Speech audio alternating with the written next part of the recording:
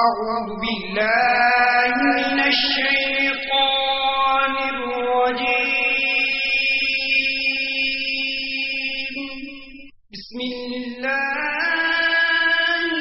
الرحمن الرحيم وفاقی وزارت برائے مذہبی امور کی طرف سے جاری کردہ مکتوب کا اردو خلاصہ۔ دعوت اسلامی ایک غیر سیاسی پرامن سب سے بڑی مذہبی تحریک ہے جو کہ ملک اور بیرون ملک قرآن و سنت کے مطابق اسلام کا پیغام عام کرنے میں مصروف عمل ہے۔ یہ تحریک مکمل غیر سیاسی ہونے کے ساتھ ساتھ انتہا پسندی اور دہشت گردی سے پاک ہے۔ وفاقی وزارت برائے مذہبی امور اس تحریک کے نیکی کی دعوت عام کرنے کے انداز اور اس سے متعلق دیگر تمام امور سے مطمئن ہے۔ Certificate issued by Ministry of Religious Affairs, Government of Pakistan. To whom it may concern. Dawat-e-Islami is the largest religious, non-political, propagational and peaceful movement of Quran and Sunnah in the country, working for propagation of the message of Holy Quran and Sunnah all over the country as well as abroad. The Jamaat is purely non-political, non-extremist and non-terrorist. Therefore, Ministry of Religious Affairs is satisfactory on their propagation for Islam as well as other activities relates to religion.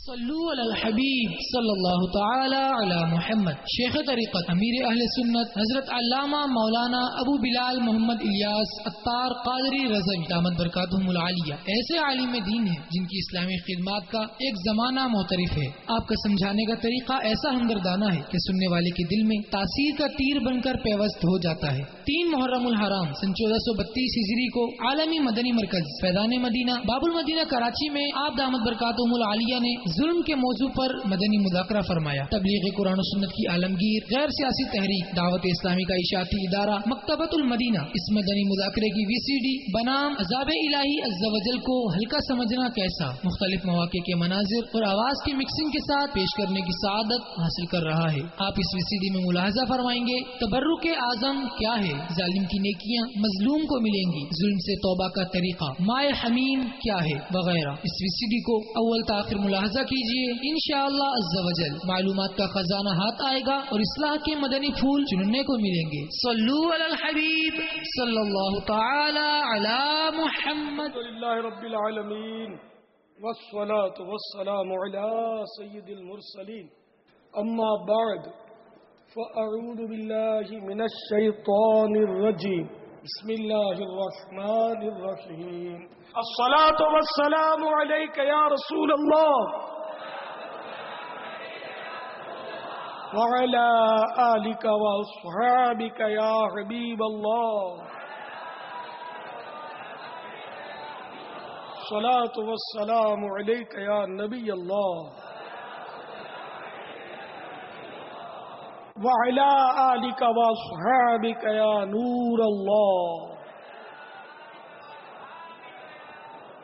نويت سنة الاعتكاف۔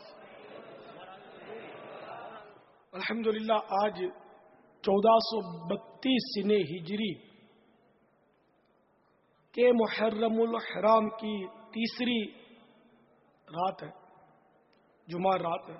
دعوت اسلامی کے عالمی مدنی مرکز فیضان مدینہ محلہ سوداگران باب المدینہ کراچی میں مدنی مذاکرے کا سلسلہ ہے۔ اس سے قبل کہ ہم سوالات و جوابات کا سلسلہ کریں، آئیے اپنے ثواب کو بڑھانے کے لیے اچھی اچھی نیتیں کر لیتے ہیں۔ تو نگاہ نیچے کیے توجہ سے نیتیں کریں گے تو انشاءاللہ ہو پائیں گی، ورنہ شاید ادھر ادھر دیکھیں گے، اوپر دیکھتے رہیں گے تو مشکل ہے۔ توجہ بٹنے والا کوئی کام، کوئی انداز، کوئی حرکت نہ ہونی چاہیے، کیونکہ نیت دل کے ابھار کو اور دل کے ارادے کو کہتے ہیں۔ خالی رٹے رٹا الفاظ بولے زبان سے یا سر ہلاتا رہے انشاءاللہ کہتا رہے اور دل میں نیت نہیں ہوگی تو پھر نیت نہیں کہلائے گی، ثواب بھی نہیں ملے گا۔ تو جو میں عرض کر رہا ہوں وہ سمجھ کر اس کو حسب حال انشاءاللہ کہیے، ٹھیک ہے نا. اللہ عز و جل کی رضا پانے اور ثواب کمانے کے لیے اچھی اچھی نیتیں کرتا ہوں. مدنی مذاکرے میں اول تا آخر شریک رہوں گا. بلا وجہ کپڑے یا بدن یا داڑھی یا سر کے بال سیلا میں دھاگے دریوں یا کپڑوں کے نوچنے، انگلیوں سے کھیلنے، ادھر ادھر دیکھنے، باتیں کرنے، دوسرے کو اشارے کرنے، ٹیک لگانے، پردے پردہ نہ ہونے کی صورت میں گھٹنے کھڑے کر کے دوسروں کے لیے بدنگاہی کا باعث بننے، گھٹنوں میں سر رکھنے، دوسروں کو اٹھ کر چل پڑنے وغیرہ وغیرہ سے بچتے ہوئے علم دین کی تعظیم کی خاطر جہاں تک ہو سکا دو زانو بیٹھ کر علم دین سمجھنے کے لیے نگاہیں جھکائے خوب کان لگا کر سنوں گا. صلو علی الحبیب اذکر اللہ توبو الی اللہ وغیرہ سن کر ثواب کمانے اور سزا لگانے والے کی دلجوئی کے لیے نمایاں آواز سے جواب دوں گا. دھکا وغیرہ لگا تو صبر کروں گا. گھورنے جھڑکنے الجھنے جھگڑنے سے بچوں گا. خاص خاص باتیں لکھ لوں گا. موبائل فون آف کر دوں گا، وائبریشن پر بھی نہیں رکھوں گا. نہ میسج کسی کو کروں گا، نہ میسج دوں گا، نہ فون اٹینڈ کروں گا، نہ فون کروں گا. اور اس کا اہتمام انشاءاللہ مسجد میں خصوصاً یا چوک اجتماع درس وغیرہ جو بھی اس طرح کے مواقع ہوں گے اس میں اس طرح کے اہتمام کیا کروں گا. فون بند رکھا کروں گا.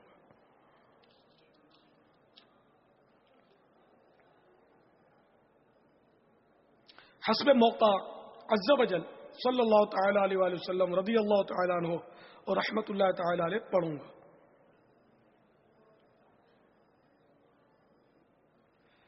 مدنی مذاکرے کے بعد خود آگے بڑھ کر سلام و مصافحہ اور انفرادی کوشش کروں گا. بنیت ادائے سنت بات کرتے ہوئے مسکراتا رہوں گا. اب مزید اپنے لیے نیتیں کرتا ہوں، اس میں بعد آپ کے بھی کام آتی رہیں گی. کوئی کیسے ہی ناگوار انداز میں سوال کرے صبر کروں گا. یقینی معلومات ہوگی تو ہی جواب دوں گا، ورنہ بزرگوں کی سنت ادا کرتے ہوئے لا اعلم یا لا ادری یا مجھے نہیں آتا، مجھے نہیں معلوم، اور اگر نیت ہوئی بعد میں بتانے کی تحقیق کر کے تو یہ عرض کر دوں گا کہ انشاءاللہ معلومات کر کے بتاؤں گا.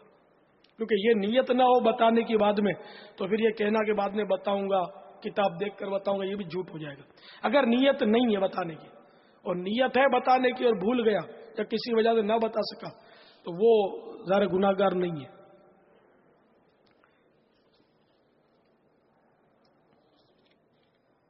جواب کے آخر میں واللہ تعالی اعلم ورسول اعلم عز و جل صلی اللہ تعالی علیہ وآلہ وسلم کہوں گا.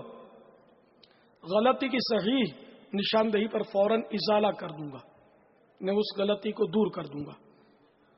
غلط مسئلہ نکل گیا تو انشاءاللہ وہ صحیح مسئلہ بتا دوں گا اگر کسی نے میری اصلاح کر دی تو، یا کم از کم وہ غلط مسئلہ واپس لے لوں گا کہ بھائی یہ مسئلہ ابھی اطمینان نہیں ہے، اس کو ابھی کنفرم نہ سمجھے.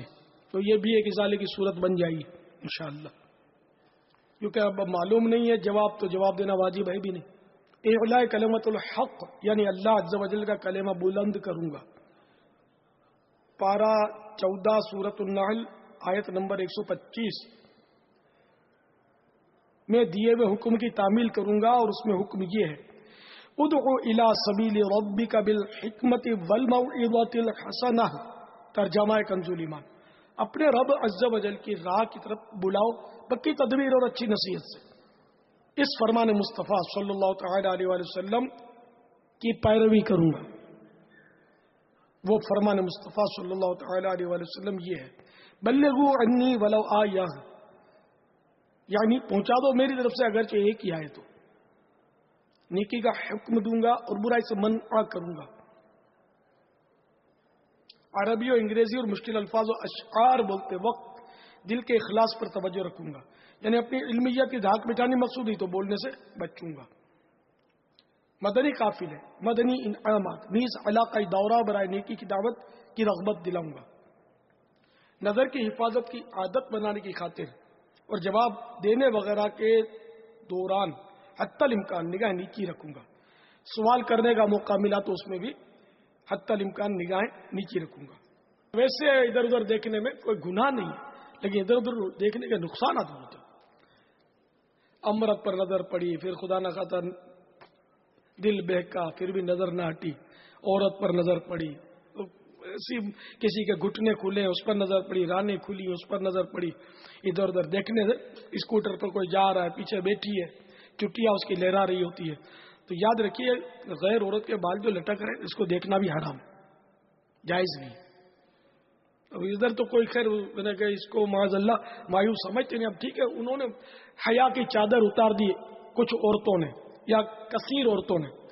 ہم اپنی آنکھوں پر حیا کا پردہ ڈالے رہے، یہی ہو سکتا ہے، اس کے سوا کوئی چارہ نہیں ہے. ہم ان ساری لاکھوں کروڑوں عورتوں کو پردہ نہیں کروا سکتے.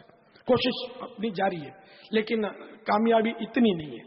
سمجھدار ہے کہ وہ ہر طرف بے پردگی ہے. تو اب یہ کہ یہ برقع نہیں پہنتی، ہم اپنی آنکھوں کو ہی برقع پہنا دیں، کیونکہ ہم وہ ان جیسا برقع پہنے تو پھر گناہ گار ہوں گے کہ عورت کی مشابہت ہو جائے گی.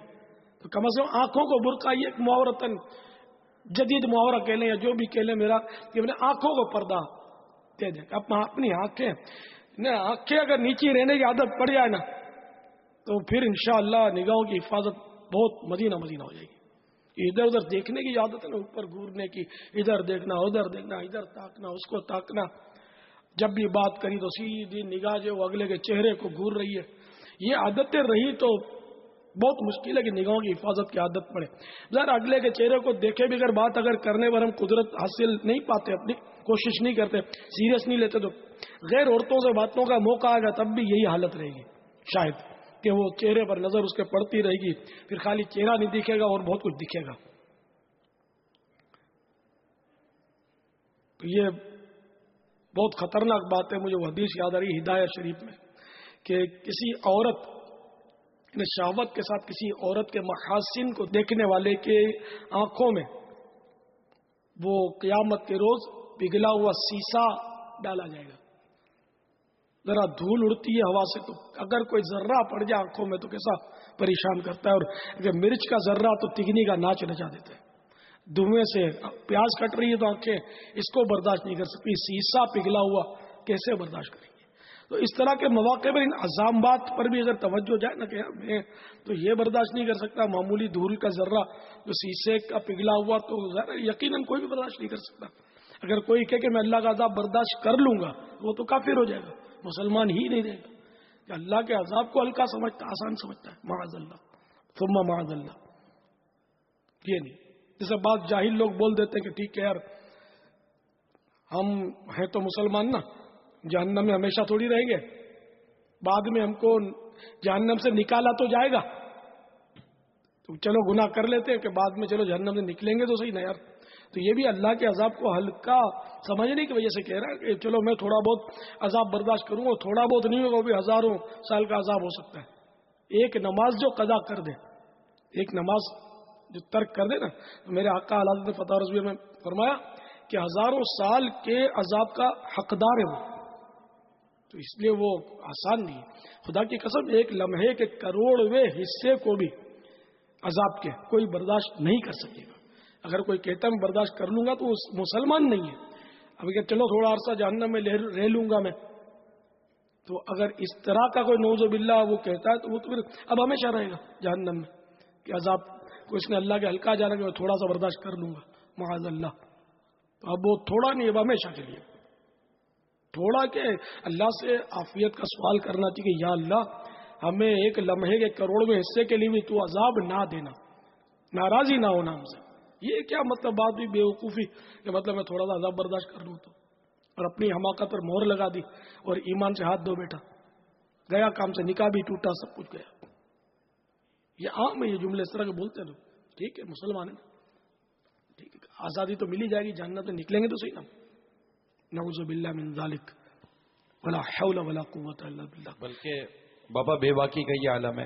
یہ کان سے سنی ہوئی بات عرض کر رہا ہوں، یا پہلی نظر ہے نا، پہلی نظر معاف ہے نا، کیا مسئلہ ہے یار؟ معاذ اللہ. تو اگر قصدن پہلی ڈالی نا تب بھی معاف نہیں ہے. پہلی نظر معاف ہے، اس کا مطلب یہ ہے کہ بے اختیار پڑ گئی، ارادہ نہیں تھا اور خواہ پڑ گئی. جیسے بازار میں نکلے تو پڑ جاتی ہے، بچ نہیں سکتا، ممکن نہیں ہے. تو اب بہرحال بازار ہو یا کوئی بھی جگہ ہو، اگر اچانک پہلی نظر پڑ گئی تو وہ اس صورت میں معاف ہے کہ اس کو پھیر لے. اب نظر پڑی یعنی ٹارگیٹ پہ پہنچی، اب اس نے وہاں تھوڑا توقف کیا، رکا اس کو دیکھنے کے لیے، اب یہ گناہ اس کا شروع ہو گیا. نظر پڑتے ہی اس کو فوراً پھیر لے تو بچت ہے. جان بوجھ کر اگر وہ تھوڑا بھی دیکھے گا نا تو پھنسے گا. یہ تو بالکل بہت سخت بات ہے. بلکہ کوئی بڑی نہیں، جاہل لوگوں میں یہ یوں تھوڑا بہت جاہل لوگوں میں یہ پتا ہوتا ہے کہ یار پہلی نظر معاف ہے، تو ایک نظر ایسی بھر کے ڈال دو کہ بس وہ دیکھے ہی جاؤ، ہے نا، بولتے ہیں نا. اس طرح جاہلوں میں ہے بابا، اللہ بے باک ہیں، بے باک. توبہ توبہ یار، یہ تو ارادتاً اگر پہلی نظر ڈالے گا تو یہ معاف نہیں ہے نا. یہ ایک ایسا فعل ہے کہ اس پر یہ اتنی مطلب ڈٹھائی کرتا ہے کہ یہ ایسی بات کبھی بھی اکیلا نہیں کرتا. جب اس کے اندر 4 دوست ہوں گے، کوئی اس کو بال فرض کوئی نیکی کی دعوت دے کر سمجھائے گا نا، تو یہ اس کو مولانا کو یا نیکی کی دعوت دینے کو یہ جواب دے گا. اور اس کے ساتھ جو 3 دوست کھڑے ہوں گے نا، وہ باتیں کھول کھول کر ہنس رہے ہوں گے. یہ حال ہے بابا. اسے کوئی مطلب بھاشا نہیں سمجھتی قوم. اللہ باق ہدایت پر. انشاءاللہ مدنی چینل ان کے گھروں میں جا کر ان کو سدھارے گا انشاءاللہ. صلو علی الحبیب صلی اللہ تعالی علی محمد. پیارے باپا جان، آپ نے ابھی نیتیں کروائیں تو الحمدللہ عز و جل دعوت اسلامی کی برکت سے ایک شعور اسلامی بھائیوں میں بیدار ہو چکا ہے نیتوں کے حوالے سے. اب اچھی نیتیں کر لینی چاہیے. اب یہ نیت جو میں کر رہا ہوں یہ درست ہے یا نہیں، یہ کیسے پتا چلے؟ اس کے لیے تو وہ اعلیٰ حضرت نے لکھا کہ علم نیت ہو، اور ایک جگہ فرمایا کہ علم نیت بہت عظیم اور وسیع واسع علم ہے. تو پہلے کے دور میں قوت القلوب میں پڑھا تھا، جو حضرت علامہ سیدی ابو طالب المکی علیہ رحمۃ اللہ القوی کی اولین تصوف کی کتب میں سے امام غزالی علیہ رحمۃ اللہ الوالی نے بھی قوت القلوب سے استفادہ کیا ہے. اور میرے آقا اعلیٰ حضرت نے سیدنا ابو طالب المکی رحمۃ اللہ تعالی علیہ کے بارے میں فتح رضویہ میں لکھا ہے کہ ہم ان کو مجتہد مانتے ہیں. اتنے بڑے عالم تھے، اتنے بڑے عالم تھے.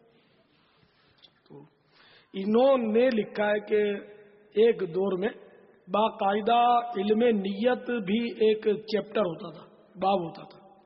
جو علم حاصل کرتے تھے نا ان کو باقاعدہ علم نیت کا باب بھی پڑھایا جاتا تھا، علم نیت کی تعلیم دی جاتی تھی. یہ بنیادی علوم میں سے.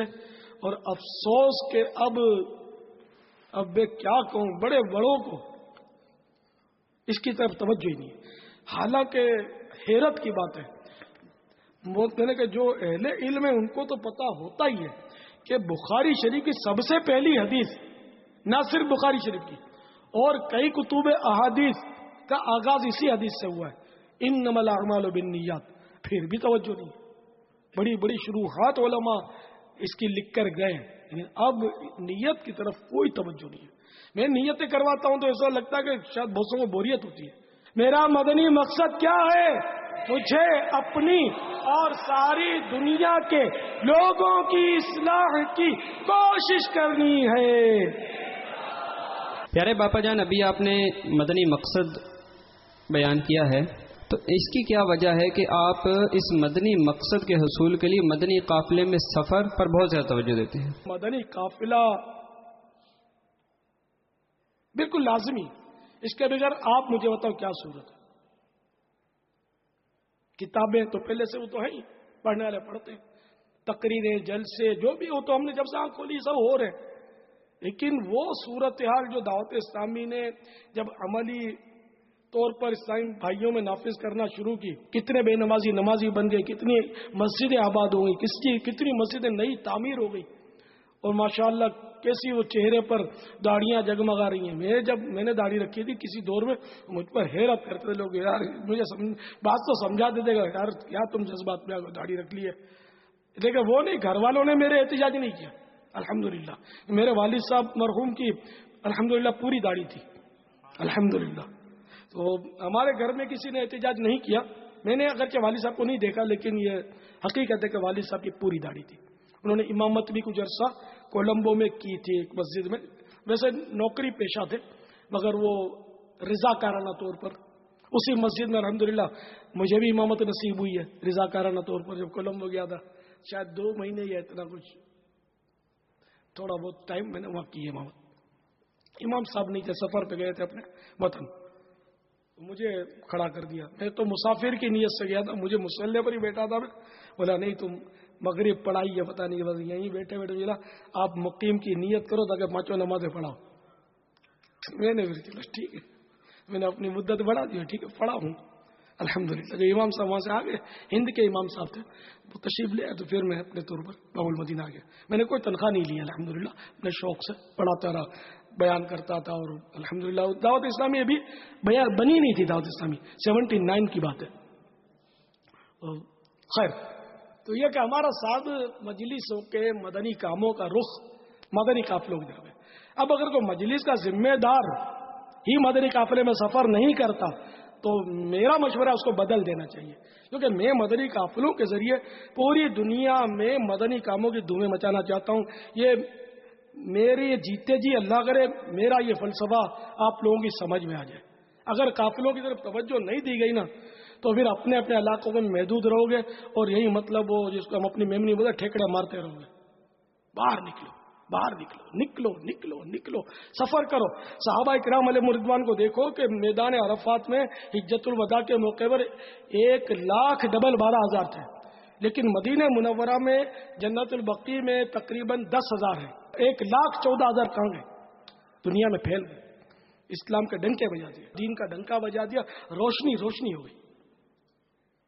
تو اس لیے بس جب تک آپ سفر نہیں کرو گے قافلوں میں وہ پائیداری نہیں آئے گی. وہ شروع ہونا بھی بڑا مشکل ہے, کیونکہ ان کو تو کام کرنا ہی نہیں ہے. آپ جا کے سکھاؤ گے تو ہوگا, تو بیچارے اپنے طور پر پتہ نہیں کیا کریں گے. پھر مجھے پتا ہے شروع میں کیا ہوتا تھا, کام شروع ہوتا تھا پھر وہ لڑائی بھیڑائی, تو مجھ سے مشورہ نہیں, مجھے نہیں پوچھا, اور تیرا یوں, تو پتہ ہی نہیں بیچارے بالکل وہ جیسے وہ نئے نمازی گلڑ بازی میں کچھ پتہ ہی نہیں, تو کیا کام کرنا ہے انہوں نے. تو اس طرح وہ کرتے تھے, نہ نماز آتی تھی نہ کچھ آتی تھی, اور وہ لڑ بھیڑ کے کام کا سپاٹا کر دیتے تھے.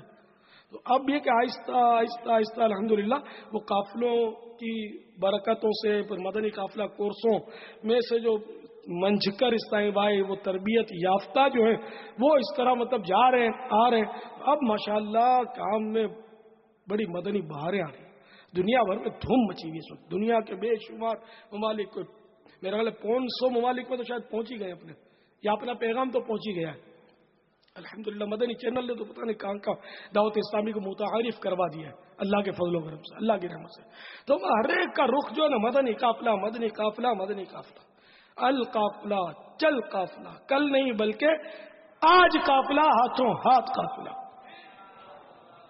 کیا ہاتھوں ہاتھ کیا مطلب؟ کل صبح قافلہ, اور کیا ابھی رات سے ابھی نیت کرو قافلے کا سمجھو سفر تمہارا شروع. ابھی 72 گھنٹے چاہیے میرے کو یوں. ہاں اگر کوئی دے دے ہاتھوں ہاتھ, جمعہ ہفتہ اتوار ہے کوئی صبح قافلے میں سفر کرنے والا, سبحان اللہ. چلو مدنی تربیت گاہ والو تمہیں کام مل گیا, میدان میں آ جاؤ, شاباش, اللہ ان کو مدینے کا قافلہ نصیب کرے, میٹھا مدینہ دکھائے. بارش کے پہلے قطرے یہ گرے 2-3 اس طرف سے, اٹھیے نام لکھوائیے, ماشاء اللہ مرحبا. اللہ سنتوں کا پابند, نمازوں کا پابند کر دے, آپ کو جنت الفردوس میں پیارے حبیب کا پڑوس دے دے.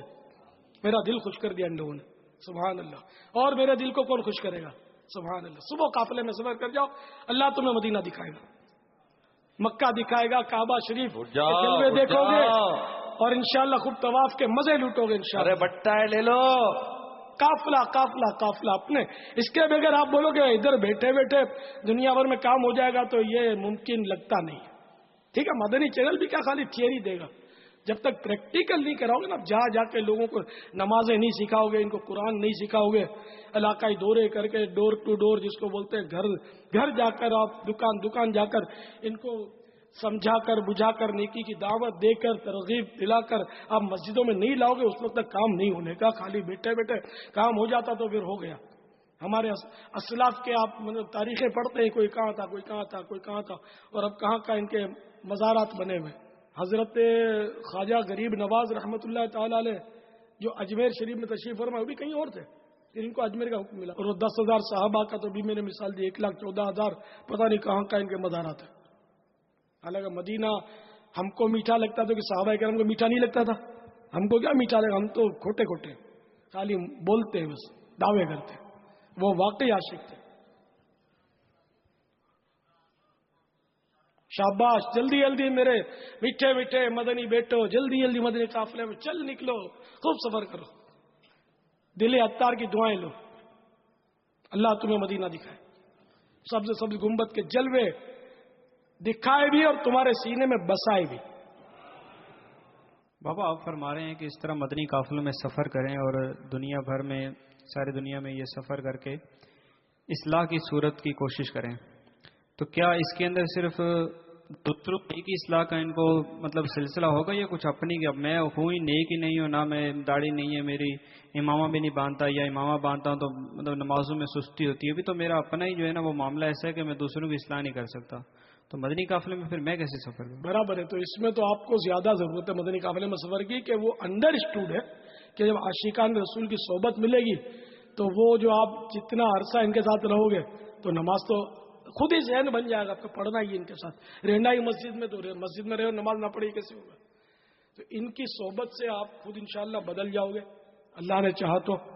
داڑھی منڈے بھی ہمارے یہاں سفر کرتے ہیں، پینٹ شرٹ والوں کو بھی اجازت ہوتی ہے سفر کرنے کی، بے نمازیوں کو بھی اجازت ہوتی ہے، کسی پر پابندی نہیں ہے، آپ جو گھبرائے نہیں، آپ بالکل بلا تکلف سفر کریں، نہ ہمارے یہاں کوئی زبردستی کا قاعدہ ہے کہ اب قافلے میں سفر کیا ہے تو آپ کو داڑھی تو رکھنی ہی پڑے گی، اگر کوئی نادان ایسا ضد کرتا ہے رکھنی ہی پڑے گی تو وہ اس کی غلطی ہے، ہمارا کوئی ایسا قانون نہیں ہے، ہم صرف یعنی کہ ترغیب، ہمارا کام ترغیب دینا ہے، مار کر کسی کو نہ نماز پڑھانی ہے، مار کر بھی نماز ہم نہیں پڑھا سکتے، سزا دینا تو وہ حاکم دے گا، حاکم اسلام ہو تو، اب وہ بھی نہیں، تو اس لیے وہ ہم تو صرف ترغیب دلاتے ہیں۔ ہاں، باپ جو ہے وہ اپنے 7 سال کا بچہ ہو تو اس کو حکم دے نماز کا، 10 سال کا ہو جائے اور اب بھی نہیں پڑھتا تو مار کے پڑھائے، تو یہ باپ کے لیے تو ہے حکم کہ باپ اس کا حکیم ہے، اگر آپ جس اولاد کے باپ ہیں بے شک ان کو آپ نہیں پڑھتی اولاد نماز تو 10 سال کی ہو چکی تو اس کو مار مار کے پڑھاؤ،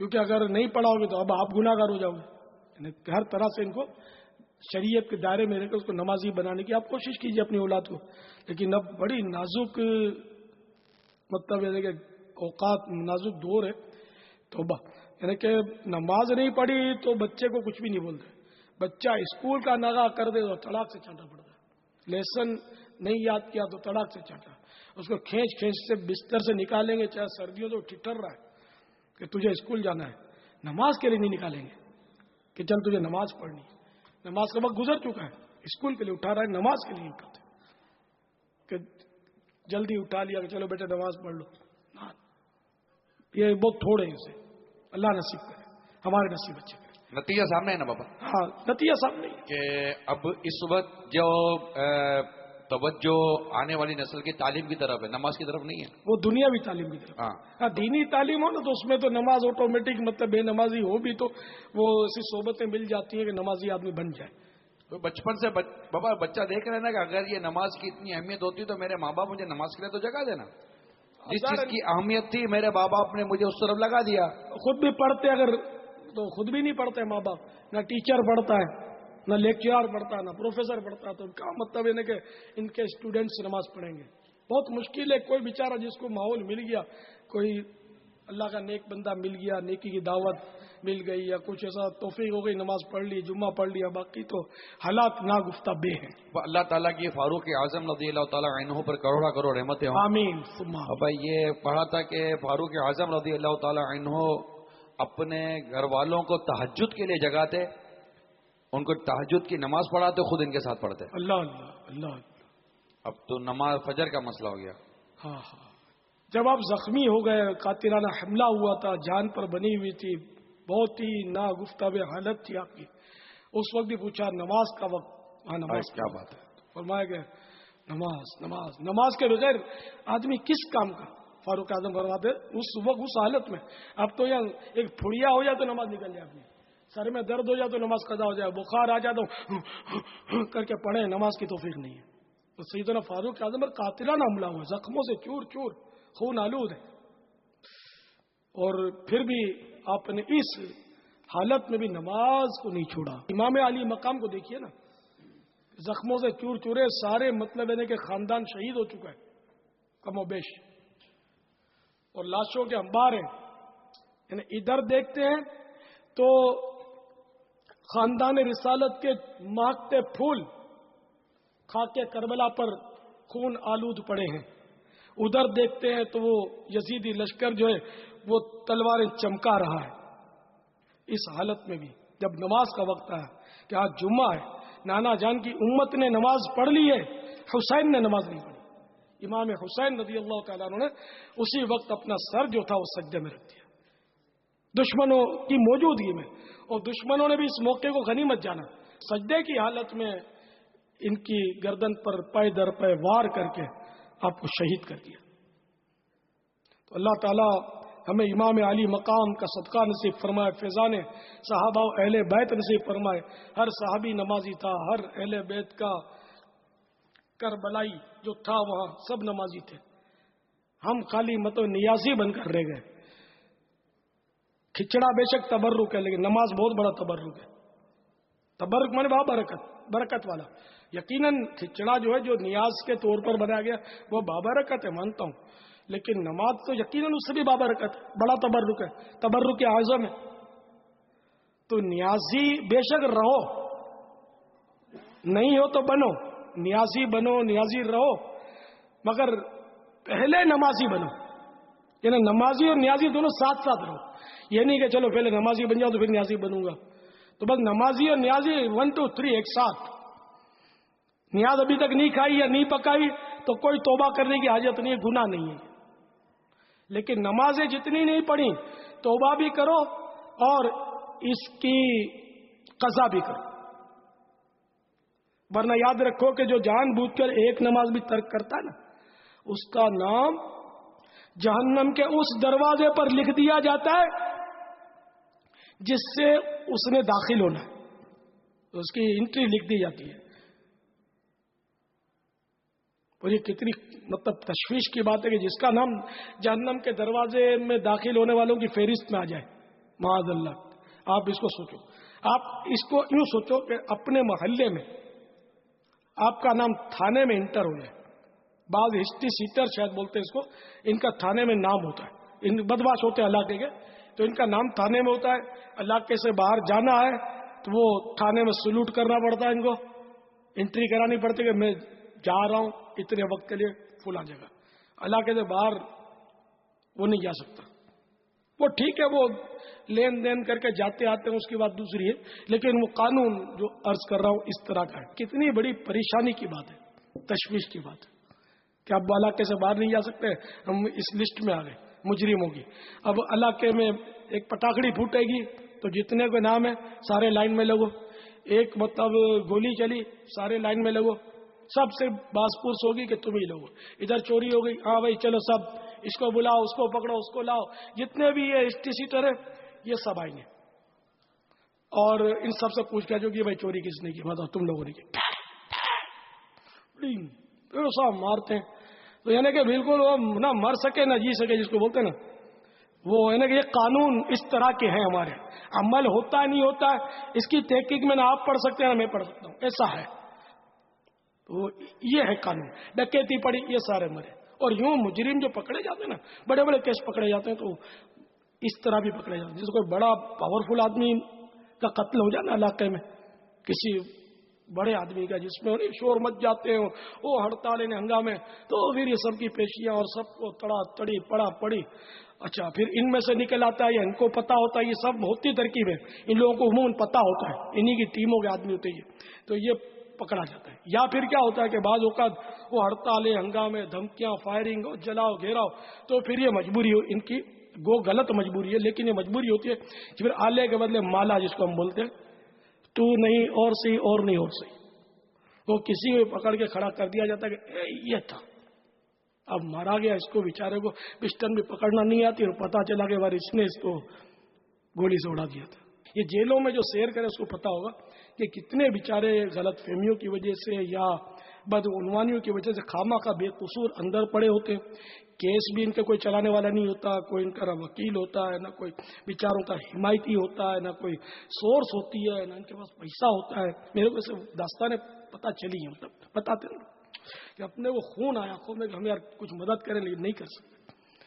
ان کے بال بچے مطلب بیویاں مر جاتی ہیں، ماں باپ مر جاتے ہیں، وہ نکالنے والا نہیں ہوتا، وہ اندر خود ایڑیاں رگڑ رگڑ کے مر جائیں، نہ کیس چلتے ہیں، نہ کچھ، نہ سزا بھی نہیں، بس پڑے ہوتے ہیں اندر انتظار میں کہ کوئی ایسا کرشمہ ہو جائے ہم باہر نکل آئے. کوئی پوچھ گچھ نہیں. کاش کوئی ایسا دور آ جائے کہ جیلوں کی بھی چھان بین ہو، ادھر سے بھی جو بے قصور، ہاں قصوروار ہیں میں ان کی حمایت نہیں کر رہا، جو بے قصور ہیں ان کی حمایت تو میں کروں یا نہیں کروں، وہ تو ہیں مظلوم. اس کی آہ لگے گی تو بیڑا غرق ہو جائے گا جس نے جان بوجھ کر اس کو بند کروایا یا بند کیا ہے، یا جو خامہ کا ڈھیل دے رہا ہے اس کی مطلب رہائی کی صورت میں جو اس میں پھنسے ہوئے یہ بچیں گے نہیں، چاہے میری کھوپڑی گولی سے اڑا دیں، یہ بچ نہیں سکتے، آخرت میں نہیں بچیں گے. قرآن پاک میں اپنے گھر کی بات تھوڑی، تو ظالموں کا جو انجام ہے اللہ ظلم و استبداد سے بچائے. میں یقین دلاتا ہوں کہ مجھے پتا ہے، سے واقعات آئے میرے پاس، میں تڑپ گیا ہوں کہ اس بیچارے کیا ہوگا. اچھا اس کی ماں بھی مر گئی، اس کی بیوی بھی مر گئی، وہ کچھ پتا نہیں کہ ہے کیا. بولتے ہیں لوگ ہمارا وہ لاپتہ ہو گیا ہے، 8 سال سے لاپتہ ہے، 12 سال سے لاپتہ ہے، پتا نہیں کہاں بیچارہ جیل میں سڑ رہا ہوتا ہے.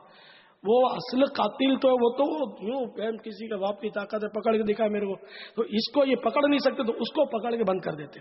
وہ بیچارہ جا رہا تھا اپنے گھر کی طرف، نوکری سے آ رہا تھا یا گھر سے نکلا تھا باہر، آج تیرا انتظار تھا، اس کو پکڑ کے لے جاتے ہیں. گھر والوں کو، خاندان والوں کو کچھ نہیں پتا چلتا، وہ بیچارے سمجھتے وہ اغوا کر گیا، کسی نے مار کے پھینک دیا، یا خود گھر سے وہ لڑکے بھاگ گیا، یہ ہو گیا. طرح طرح کی قیاس آ رہی ہیں. پھر ہم جیسے بابا جی کبھی 7 شریف دوڑاتے ہیں، تو کبھی مطلب یعنی ٹھٹے شریف دوڑاتے ہیں، تو کبھی شجاول دوڑاتے ہیں، تو کبھی شاہ حقیق دوڑاتے ہیں، دوڑاتے رہتے. داتا دربار میں جاؤ، ادھر وہ بیٹھا ہوا بھیس بدلی کر کے ملنگ بن گیا، اس کو ملنگوں میں ڈھونڈو.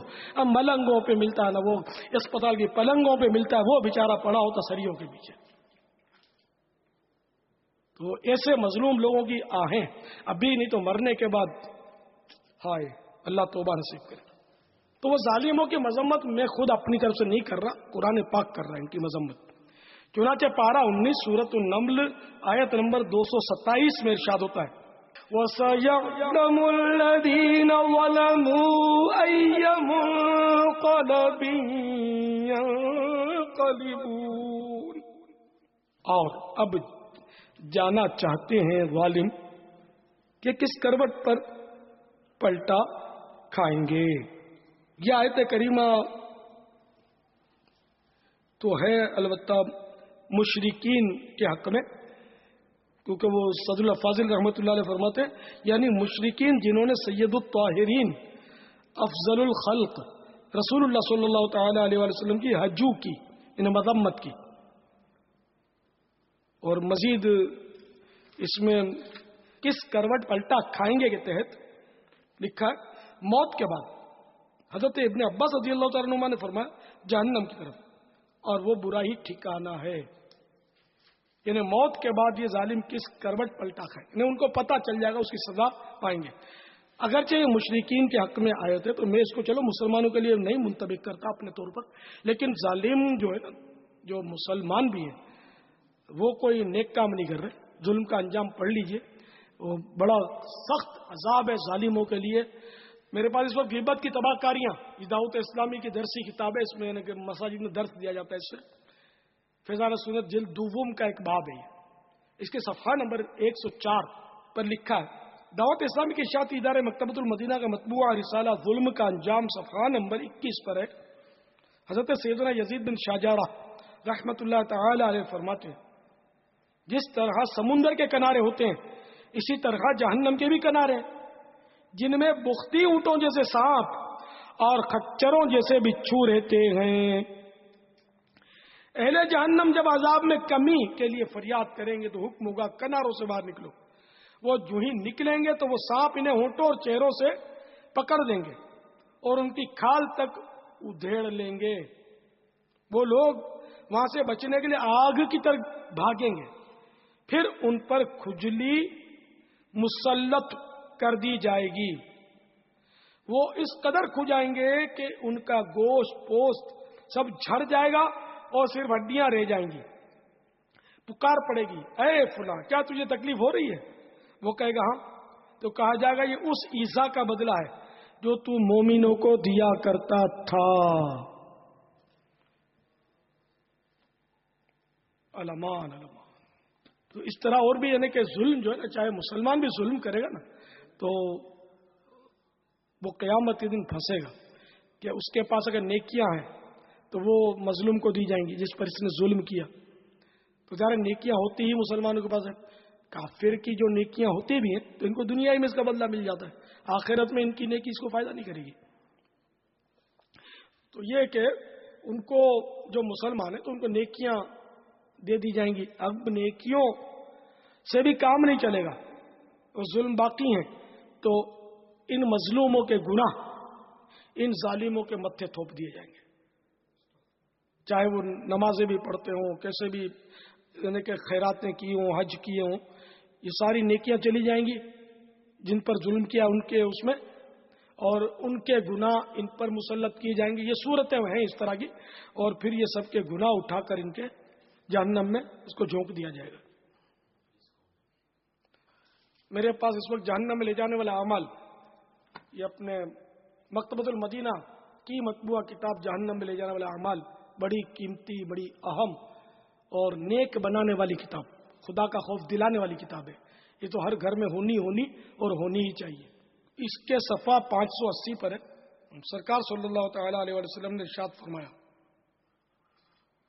کیا تم جانتے ہو کہ مفلس کون ہے؟ صحابہ کرام علیہم رضوان نے عرض کی، یا رسول اللہ، ہم میں مفلس وہ کہلاتا ہے جس کے پاس نہ درہم ہو نہ کوئی مال.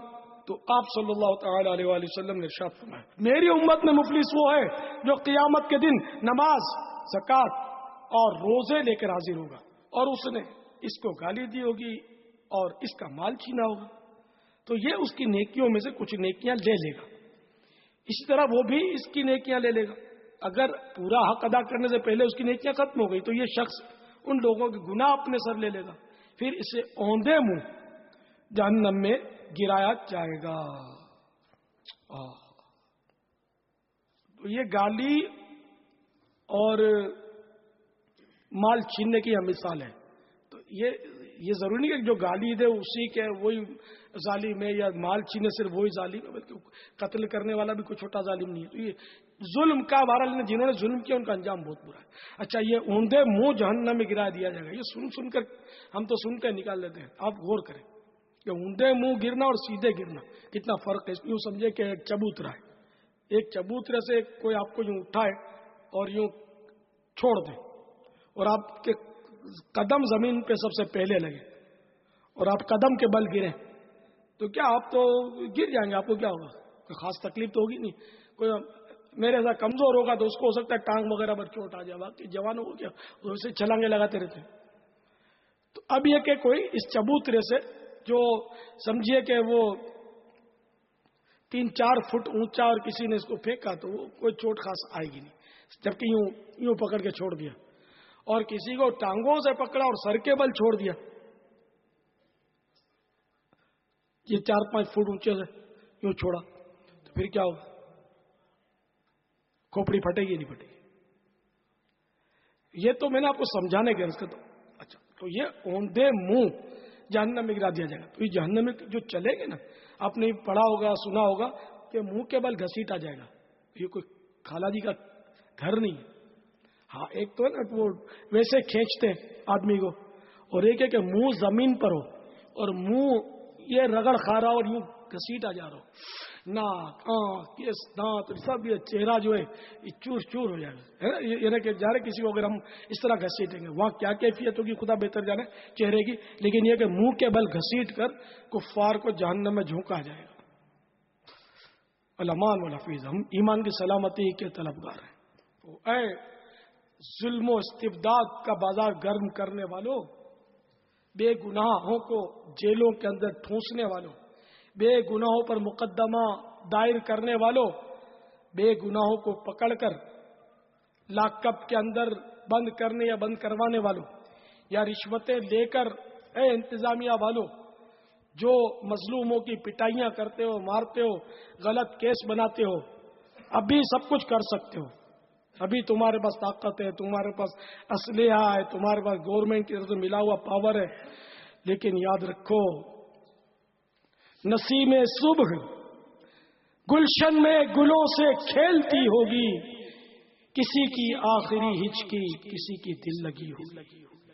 کبھی تمہاری آخری ہچکی ہوگی، تمہاری سانس اکھڑ رہی ہوگی، بالآخر روح قبض ہو جائے گی.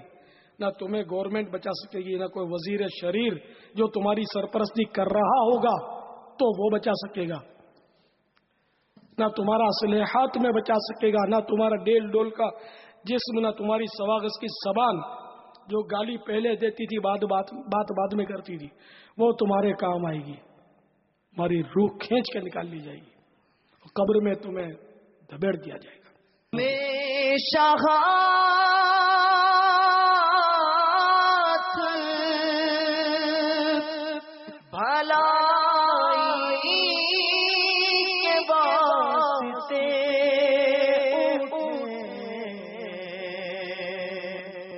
ہمیشہ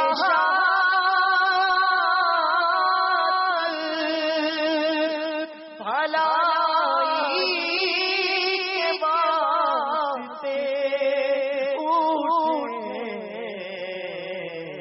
بچانا ظلم و ستم سے مجھے سزا یا رب، بچانا ظلم و ستم سے مجھے سزا یا رب.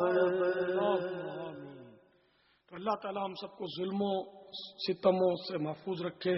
جو ظلم کرتے ہیں اللہ ان کو توبہ نصیب کرے. صرف توبہ اکیلے میں بیٹھ کر کر لینا ظالم کے لیے کافی نہیں ہے. جن جن پر ظلم کیا ہے ان سے بھی معافی مانگے، ان کو راضی کرے. مال چھینا ہے تو ان کو ادا کرے، ورنہ سے معاف کروائے یا مہلت لے لے. کسی طرح بھی وہ ترکیب ایسی بنائے کہ وہ راضی ہو جائے مظلوم جن پر ظلم کیا ہے. ورنہ پھر آج تو کسی کو جھاڑ دیا، ڈانٹ دیا، دھمکی دے دی، دھکا مار دیا، چٹھی بھیج کر رقم طلب کر لی، بیچارے کی نیند اڑا دی، خاندان بھر کو ٹینشن میں ڈال دیا، کسی کو اغوا کر لیا تاوان کے لیے. لیکن موت کو دور مت سمجھیے. آبائی کا بھائی جو صبح زندہ ہوتا ہے وہ شام کو مردہ ہوتا ہے، جو شام کو زندہ ہوتا ہے رات کو بستر پہ مردہ ملتا ہے. اس طرح کے ظالموں کی میری تو عمر نکل گئی. وہ دیکھیں ظالم دیکھیں جن کے نام سے لوگ درستے تھے، ان لوگوں کے انجام دیکھے میں نے.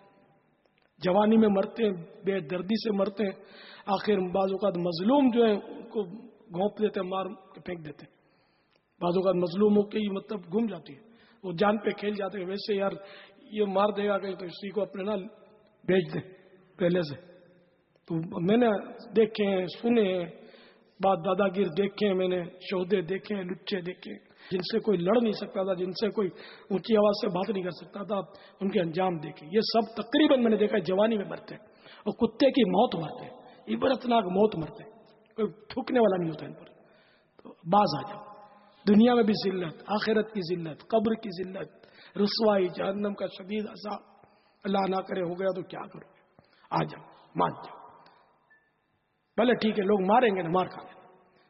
ارے کمزوروں کو سب دباتے ہیں. ہمیں کمزور بن کر دنیا میں جی نہیں سکتے ہم. شریف آدمی کا کوئی کلاس نہیں ہے، ایسا نہیں ہے. کیا علماء بھی دادا گیریاں کرتے ہیں، مارتے کسی کو؟ کیا مسجدوں کے امام کیا وہ گریبان پکڑ کے گھوسے چڑھاتے؟ دعوت اسلامی کے مبلغین کیا گریبان پکڑ کے ٹکر مار کے نقصیر پھوڑ دیتے کیا؟ فائرنگ کرتے کیا؟ یہ لاکھوں کروڑوں مسلمان کے شریف نہیں ہے جو جی رہے ہیں اس دنیا میں. ایسی کوئی بات تھوڑی ہے. الحمدللہ جی رہے نا. شریفوں کی دنیا ہے، جی رہے. اگر کوئی سروے کیا جائے تو بدماشوں کی تعداد بہت کم نکلے گی. یوں عرفی شرفا جو ہے کہ جو مطلب یعنی فائرنگ نہیں کرتے یا مار دھاڑ اور توڑ پھوڑ نہیں مچاتے، ان کی تعداد الحمدللہ دنیا میں آپ کو مسلمانوں میں غالب اکثریت انہی کی ملے گی. अल्हम्दुलिल्लाह। तो इसलिए आप भी इन्हीं में शामिल हो जाए। मेरा मशवरा दावत इस्लामी में आ जाओ, इंशाअल्लाह सारे मसाइल हल हो जाएंगे इंशाअल्लाह। जुल्म से भी तौबा हो जाएगी, मजलूम भी इंशाअल्लाह राजी हो जाएंगे, कोई ऐसी सूरतें बन जाएंगी इंशाअल्लाह। आ जाओ, जल्दी जल्दी आ जाओ, मेरी दावत इस्लामी में आ जाओ। मेरी दावत इस्लामी तुम्हें आका के कदमों तक पहुंचा देगी इंशाअल्लाह। जुल्म के खिलाफ जंग जारी रहेगी, जुल्म के खिलाफ जंग जारी रहेगी। बाबा बहुत सी चीजें माने आती हैं, उसमें जो आप फरमा रहे हैं ना, वापस आ जाओ, अल्लाह ताला आपको मजीद बरकत अता फरमाए। जिस मोहब्बत भरे दर्द भरे अंदाज से इस वक्त आप मदनी फूल अता फरमा रहे हैं, जिस तरह इस्लामी भाइयों को समझा रहे हैं, तो लेकिन बाबा बहुत सी चीजें रुकावट बनती हैं। इतना कुछ कर चुके होते हैं, इतना आगे बढ़ चुके होते हैं, पीछे हटने की बाजार को सूरज जैसे बज़ाहिर को सूरज नजर नहीं आती, अंधेरा अंधेरा नजर आता है। ऐसी सूरत में क्या करना चाहिए? तो मजीद जुल्म करे इसकी इजाजत तो ज़ाहिर न मैं दे सकता हूं, मेरे देने से मिल नहीं सकती। सहाबा किराम अलैहिम रिदवान की हमारे सामने मिसालें मौजूद है।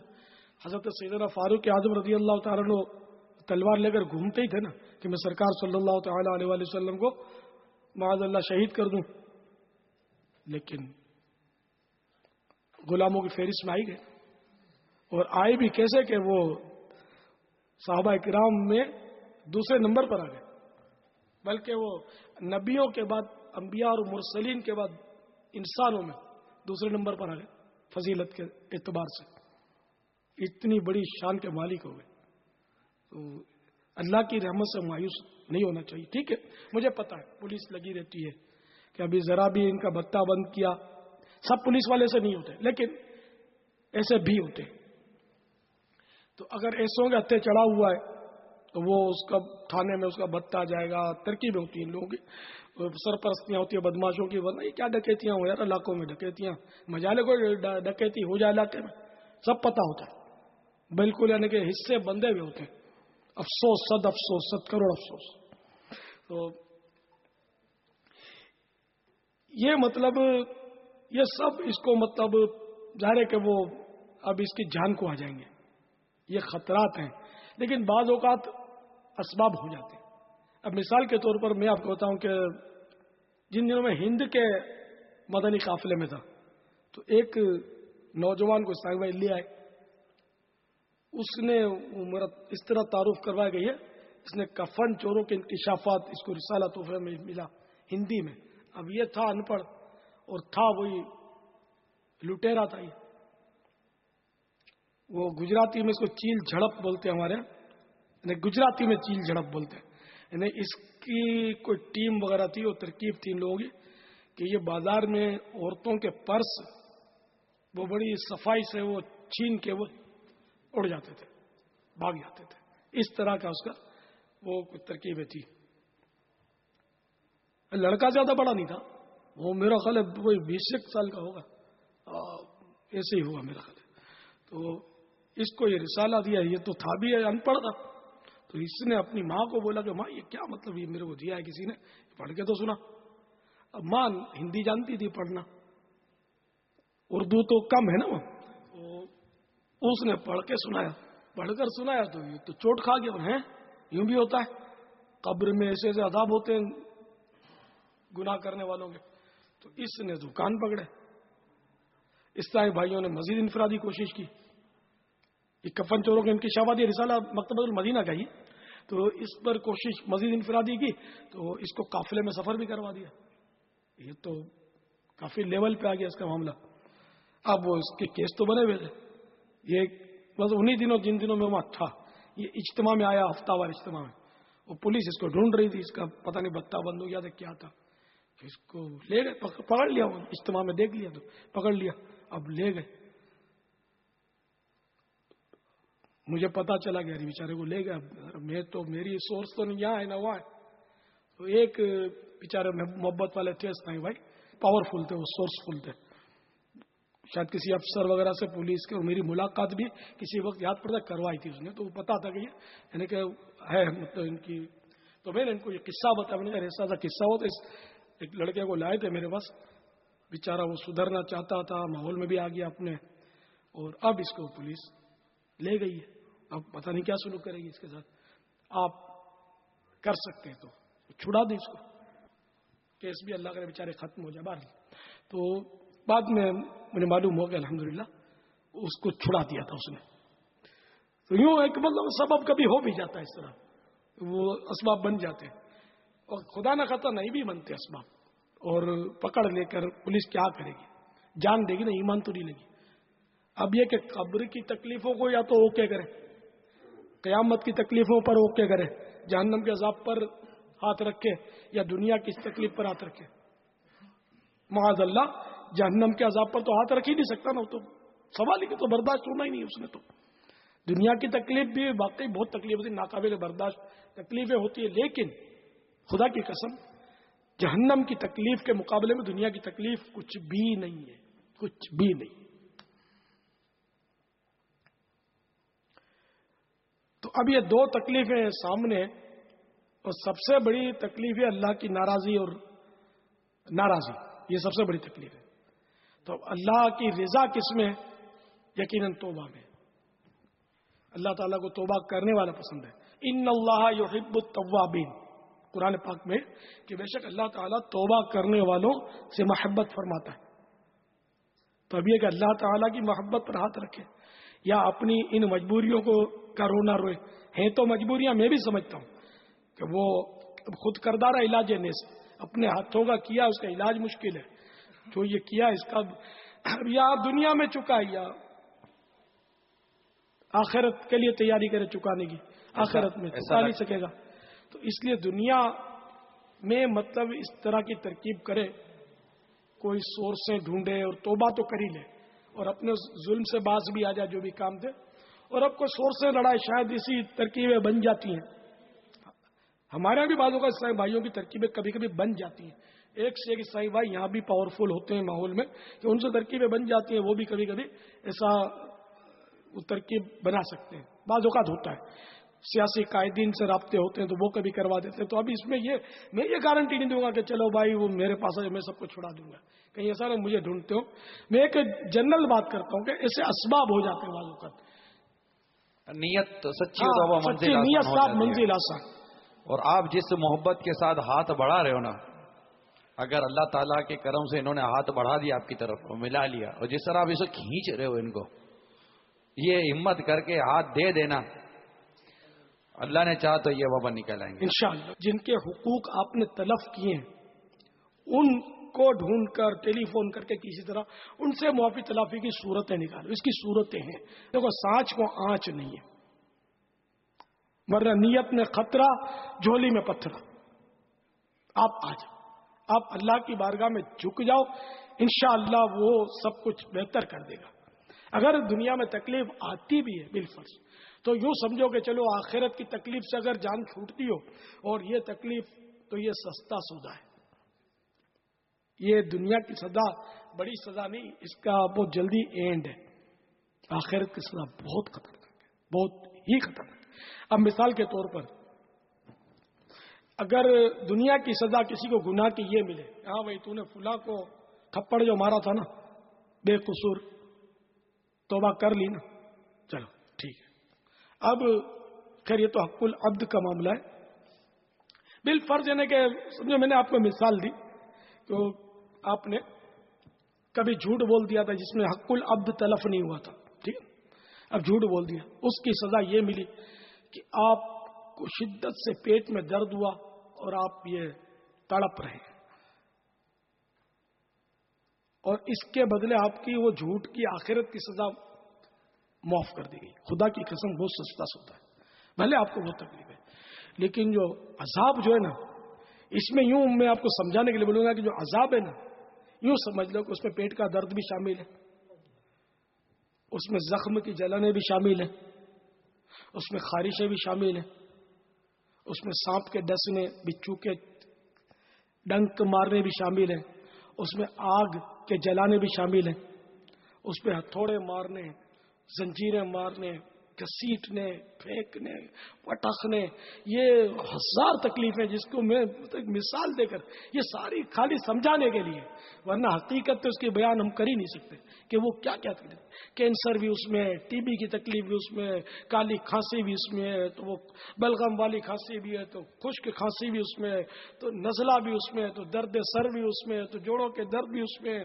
تو وہ خوفناک بخار بھی اس میں ہے سمجھ لو، تو کمر کا درد بھی، سب سے خطرناک درد بھی اس میں شامل ہے۔ کوئی ایسی دنیا کی تکلیف نہیں ہے کہ جو اس عذاب میں شامل نہیں ہے۔